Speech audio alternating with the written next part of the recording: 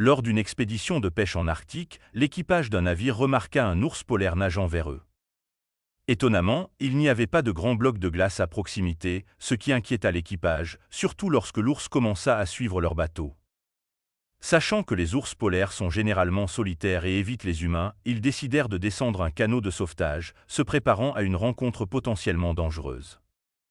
L'ours se rapprocha, montrant des signes de détresse, mais l'équipage estima que le bateau était trop haut pour que l'animal puisse grimper à bord, ce qui leur apporta un certain réconfort. En abaissant le canot, l'ours s'approcha et poussa un léger rugissement, agrippant le bateau avec ses griffes. Richard, un des membres de l'équipage, plaisanta en disant que le bateau ne pouvait pas se dégonfler, suscitant des rires nerveux.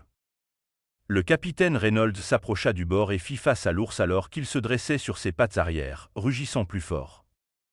L'équipage, fasciné, se demandait ce que l'ours voulait. Le capitaine remarqua que l'ours devenait de plus en plus agité au fur et à mesure qu'il continuait vers l'ouest, ordonnant finalement l'arrêt du navire. À leur grande surprise, l'ours plongea de nouveau dans l'eau et nagea dans la direction opposée, laissant l'équipage perplexe. Reynolds soupçonna que l'ours cherchait peut-être à se reposer après sa longue nage, mais quelque chose dans la situation restait étrange. L'ours cessa de s'éloigner, fit demi-tour vers le navire et retourna au canot. Il se dressa de nouveau sur ses pattes arrière et rugit, incitant le capitaine à se demander s'il avait faim. Pour vérifier, il attrapa un gros poisson et le lança à l'ours, mais l'animal montra peu d'intérêt, le reniflant avant de rugir à nouveau. Reynolds, maintenant plus confus, restait prudent mais déterminé à comprendre ce que l'ours voulait.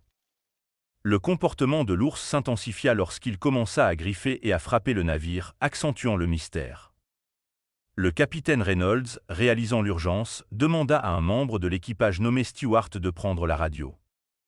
Stewart, bien que nerveux, s'exécuta, et Reynolds envoya un appel de détresse, espérant obtenir des conseils d'experts sur le comportement de l'ours.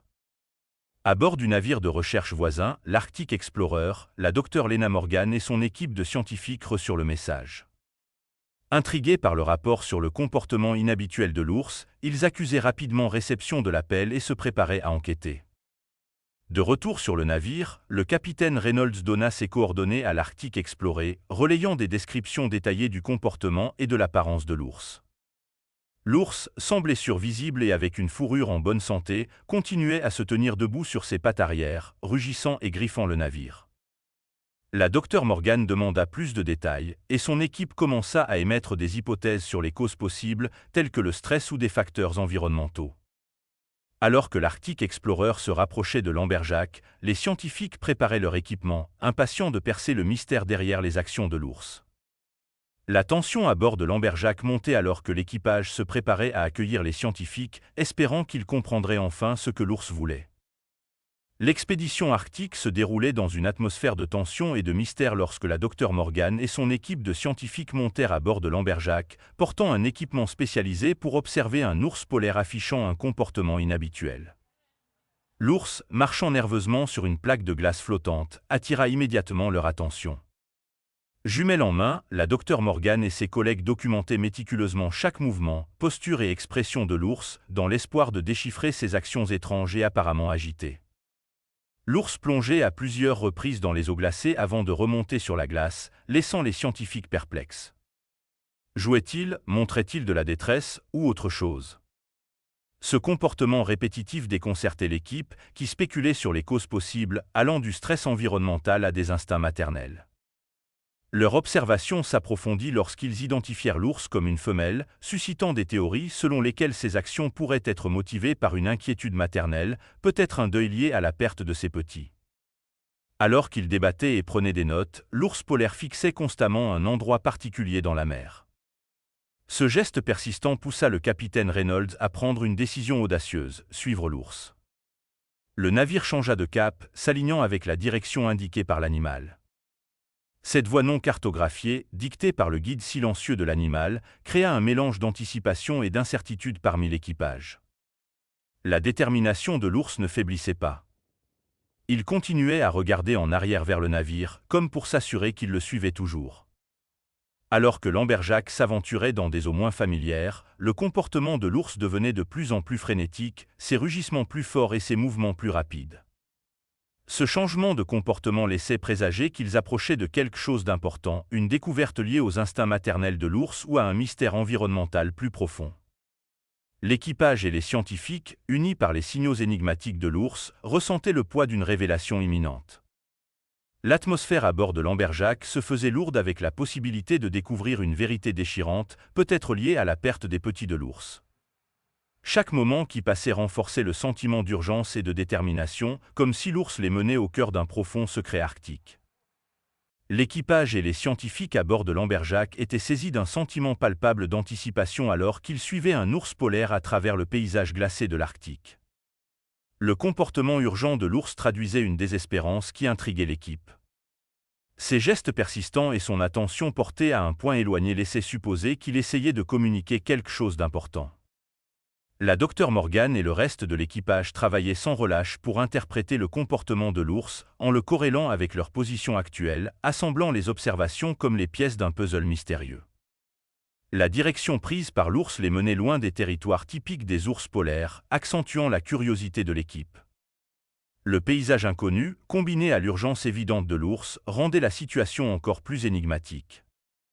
Le capitaine Reynolds et le reste de l'équipage réfléchissaient à la signification de cette déviation, conscients que le comportement de l'ours sortait de l'ordinaire. Alors que l'équipage et les scientifiques collaboraient, ils proposaient des théories et partageaient leurs idées, unis par un objectif commun, résoudre le mystère qui se déroulait sous leurs yeux. Au fur et à mesure que le voyage avançait, le climatologue à bord proposa une théorie cruciale. Les petits de l'ours étaient probablement coincés sur une plaque de glace à la dérive.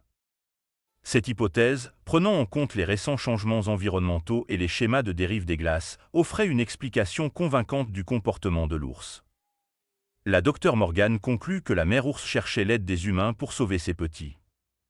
L'idée qu'un animal sauvage puisse se tourner vers les humains dans une telle situation désespérée était à la fois stupéfiante et émotive pour l'équipage. Alors que l'Amberjack s'approchait de la zone indiquée par l'ours, la tension à bord augmentait.